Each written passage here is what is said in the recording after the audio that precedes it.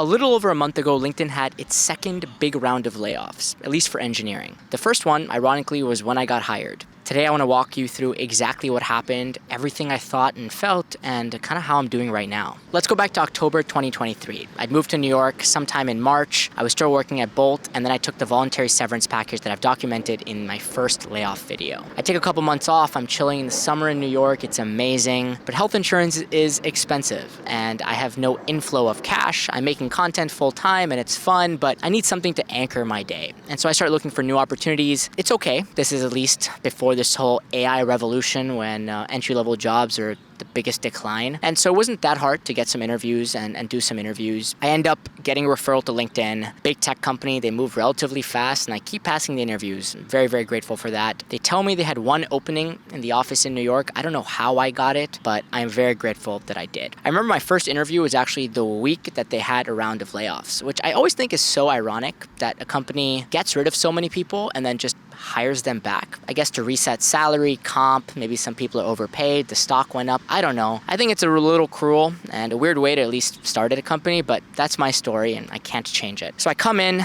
I work. After my first 6 months, I get a reality check where I might not be performing. It's a big culture shock at a big tech company. This is also after a hiring freeze and COVID, and so no one's really been new. No one has empathy for someone that is essentially starting from scratch at somewhere brand new. I end up getting reorged, moved to another team where I am right now with the manager that actually interviewed me when I first applied. So I guess all's well ends well. I don't want to spend too much time on the actual day-to-day. I can walk you through that if you're interested. Just comment below. But I want to go back to about a month ago when I'm walking to work. I know exactly. It's 9:30. It takes me about 30 minutes to walk to work. And I get a text in a group chat with a bunch of my coworkers, actually.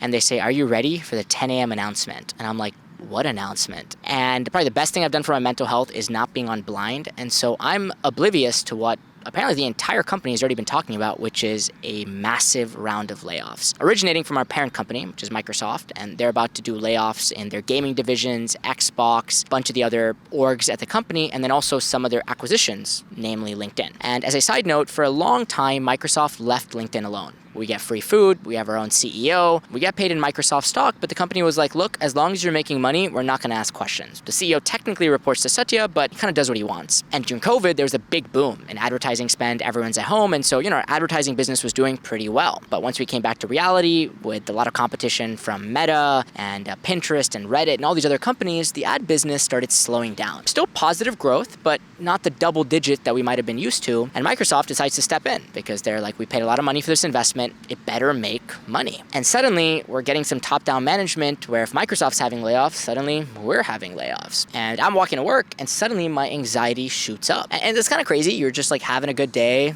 in New York City, walking to work, about to eat some free breakfast, and you get a bunch of anxiety. And I already have PTSD from the first time, not the first, I guess it happened like 4 times at Bolt until I just laid myself off. But, it becomes so normalized in our industry that you forget how jarring it is. Like, it's just like there's no stability. You can't just like go to work with your coworkers and just work on your project and then go home. There's like so much out of your control, which we're going to kind of dive into some of the lessons and reflections, but let me at least walk you through logistically exactly what happened. So I get to work and none of my coworkers are there because obviously they already know it's a potentially a bad day. And if they get laid off or someone gets affected, they just don't want to be around. And so I'm basically the only person in this company eating breakfast by myself. I have no appetite, so I can't even eat. So I'm just like watching my food, playing with the pancake, opening my laptop. And the crazy thing is as soon as I try to connect to the internet, it doesn't allow me to. Like the corporate Wi-Fi, it just continuously fails. And I don't know if this is like the most ironic coincidence. I mean, just like the cruelest timing. But I try a couple times and I cannot connect to the internet. So I text the group chat and I'm like, guys, I'm cooked. Corporate Wi-Fi requires your username and password. And if that's not working, then maybe I already got booted out of IT systems and I'll get the email a little bit later, but everything's about to shut down. So I try to log into Slack, nothing is working. Like literally my username and password is inaccessible to any company account. So I honestly think I'm cooked. At this point, the anxiety switches towards just like fear, doubt. Yeah.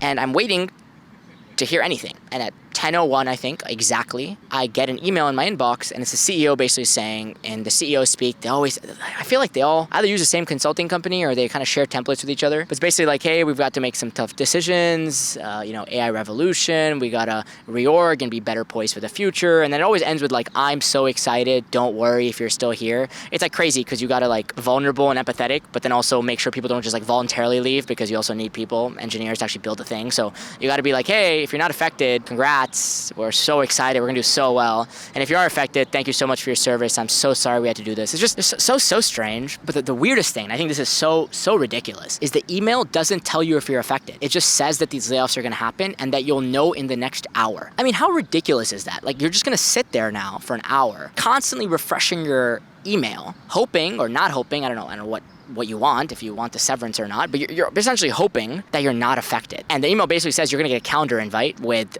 HR if you are affected, and then you'll be invited to some town hall later if you're not affected. So either way, you're going to get an event, and the title of the event is going to tell you if you're screwed or not. And I am just sitting there just refreshing. And can you imagine how much anxiety you go through while doing that? Like, you have no idea of your future. You start replaying every conversation with your manager. You start thinking about if you've done enough work.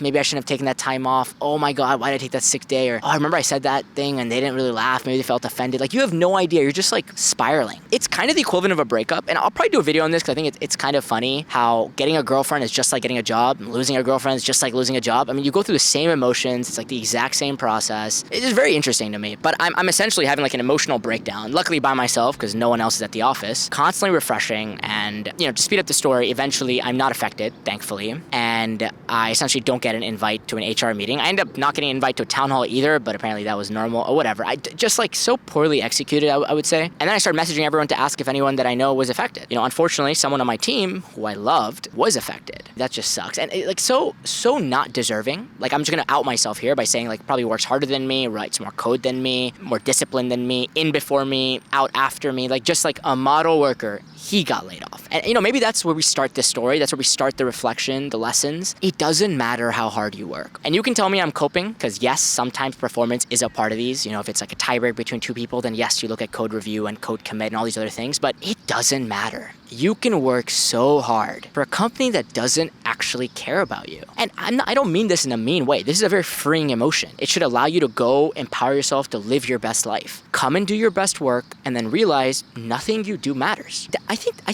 don't think that's a bad thing. And after being a veteran of layoffs now, it's ridiculous that I have this accolade. I can honestly tell you it doesn't matter how hard you work. And we can go on the whole tangent of, work smart, not work hard, visibility, optics, relationships, and all that is true, and we're going to get there. But just understand that do your best, but then just do that. Don't stay up after work. Don't go crazy on the on-call shift. Don't be waking up at weekends. Like, you're going to a job, they're paying you a salary for some deliverables. Just do the deliverables and nothing more. And I speak this from privilege. I know if you're on a visa, on an H-1B, you don't want to go back to your country, you want to be a model worker, you don't want to be laid off. Like, I get it. I understand. Even then, though, be selfish and just remind yourself that anything could happen. Give that time back to friends, to family, and most importantly to yourself, because these are the only people that really deserve it, I think. Since I started using Monday.com, it's completely changed how I manage projects. No more juggling tabs across PRs, Slack, or Google Drive. Everything now lives in one clean, visual workspace. Lately, I've been using some of their new AI features too, like generating tasks from meeting notes, getting instant project summaries, and even writing updates automatically. It saves so much time and keeps the team aligned without constant follow-ups. Working in a big company, Monday.com has made it way easier to sync across design, product, and engineering. I've set up custom views like Kanban boards and calendars, and it's made sprint planning way smoother. If you're looking for a smarter, faster way to manage work, check out Monday.com. My viewers can try it for free using the link in the description.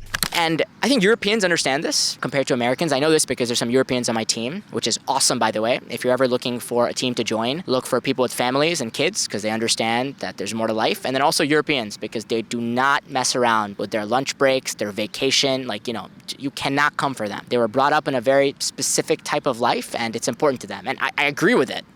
They take care of themselves, and I really respect that. Also remind yourself, and I'm saying this because performance review at LinkedIn just happened, and it's kind of always an anxiety-inducing time where you're writing down all the stuff you've done and doing a self-review and then consistently asking your manager anything I should be worried about, and they tell you no, but in this climate you don't even know if they're lying to you or they're not even lying, they actually don't know and anything could happen, and you're just like praying, and then it takes so long, and there's also calibrations where like you might be good, but then compared to other people you're not good, and you have no idea what other people are doing, and you have to wait like 2 months, and you come back from your July vacation, summer travel, and you're just like, sorry, buddy. Oh God, a lot, right? At that point, your vibe with your manager how you guys get along, what he thinks of you, like on a personal level, matters way more than the stuff you've actually done. Because it's all about energy. He has to convince other people what he's saying about you is true. And he can bring out some PR stats and he can say some numbers and stuff. But at the end of the day, he's just going to say a sentence. And it's going to start with, Namanh is essential to the team. Or, Namann's done okay this year. And that energy, those words are going to dictate your entire performance. And I'm not saying don't go do the work. I'm not saying don't go write documentation, demo it, be public, do optics, do all those stuff. That stuff matters so much, and most engineers don't do it. But remind yourself that at the end of the day, it's a sentence. And so you want your manager to craft that perfect sentence. And if there's any advice I could give you is as you're going through your 6 months or quarter or whatever, try to think about what your manager would say about you in that 1 or 2 sentences. I also want to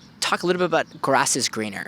And this is ironic because I make content. I love making content. It brings me so much life, and I love being creative. And every single day, I call my mom and tell her, I think I'm going to quit my job. I should quit my job. I should do content full time. I feel so alive. I love making art. And then the second layoffs get announced, the only thought in my mind is, please not me. Please, please not me. Please, please. What about the free food, the insurance, the 401k match, the vacation, the steady paycheck? But every single other day of the year, I'm praying to get laid off. I want that sweet 4-month severance. I want that Cobra. I want to keep my nice 1 terabyte maxed out MacBook Pro. I want my accelerated stock vest. I want my bonus. I just want that paycheck. I want to live that glamorous, just traveling the world life. I want to take a sabbatical. I want to make content full time. But then the second it could actually be a reality, I'm stressing. And I thought about this. I tried to unpack this. Why is that? And part of it is just being human. I'm actually very grateful I have a job. If anything, I think having a job allows me to make the best content. I'm posting every single day on Instagram. Haven't broken a daily streak. I am trying to figure out this YouTube stuff, trying to make stuff that still makes me feel energized and provides you value and is personable and vulnerable. And I can do that only because I have a job. And I know if I didn't have a job, I'd find my way eventually, but I'd be lost for a while and I would just mess around. And sure, maybe I'm just burnt out and I deserve a break and all those nice thoughts, but I also try to make a lot of content. I want to become better. I want to become a better storyteller. I want to become a better artist. If any year this is going to become my full-time gig, I want to be good enough when I get there, right? Like luck and opportunity knocks once or twice in your life. And when it knocks, I want to be ready. And my software engineering job keeps me busy and anchors my days in a way where I'm able to do all the other stuff. Work fits the time you give it. And knowing that I can only record in the mornings and on the weekends and after work, and that I only have a couple hours makes me more efficient in those hours. But if I didn't have a job and I had the whole day, I would just sit around, watch TV. I don't feel like doing it today, so I'll do it tomorrow. And so I'm actually very grateful I have a job. If anything, I think having a job allows me to make the best content. And so I am personally very grateful I have a job. And going through these couple layoffs and taking some time off and all that stuff, I've actually come to the realization that I don't want the severance. I don't want that short-term couple months pay and a vacation and a break. If anything, I'll do it at some point on my own terms. I'll just take a vacation. I'll just, take some unpaid time off or something. But I'm really grateful for having a job. And I think a job actually adds a lot to my life and to my art. And so I hope I don't get laid off, actually. And maybe I'll end with, if you're someone who got laid off, if you're that guy on my team who I love and you know exactly who you are if you're watching this, I would say don't worry. Honestly, don't worry. Everything in life happens for a reason, and there's so much good that comes out of everything. So take a break.